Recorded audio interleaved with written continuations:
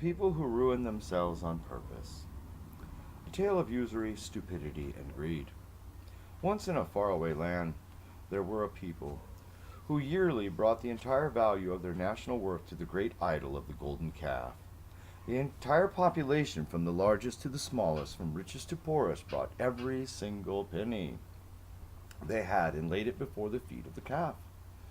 There it was counted by the calf's usurious money lending priests, who would add up the entire national worth and then lend this amount back to the people with interest added, such that the amount owed was always more than the amount of worth in circulation.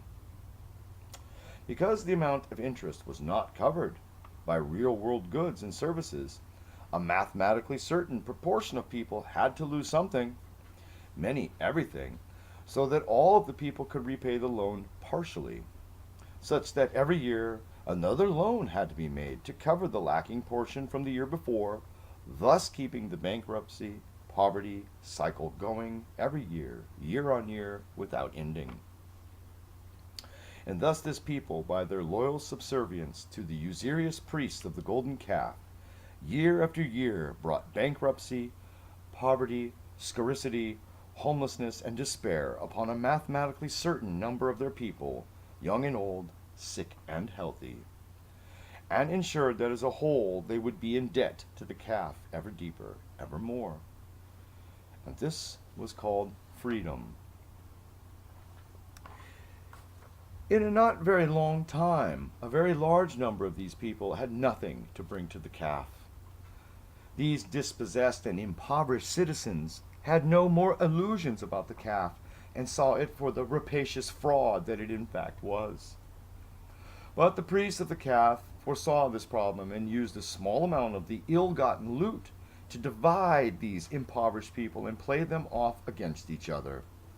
And for a long while this worked, though over time the people started to see through these divide and rule games, and thus threatened the usurer's power over them all.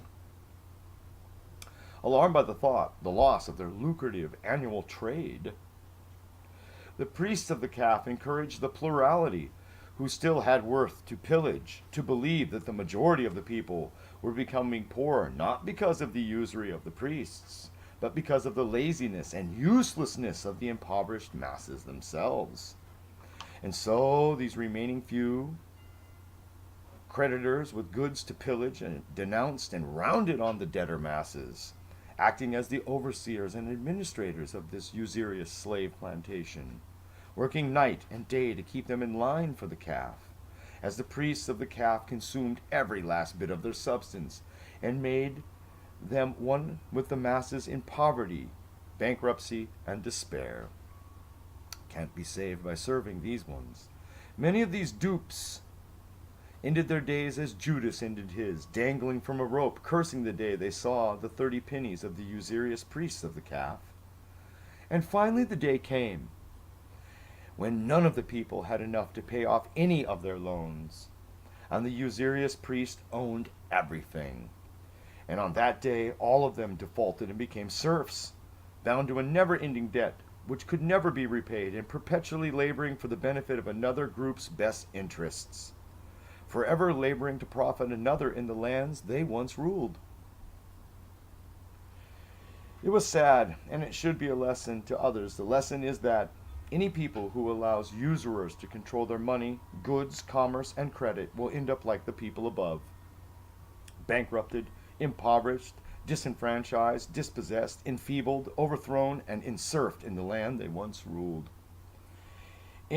Ask any person in the Western world, for we all live under such a usurious system which is slowly turning us all into serfs as it grinds us all down into poverty and attempts to replace us with mass immigration too.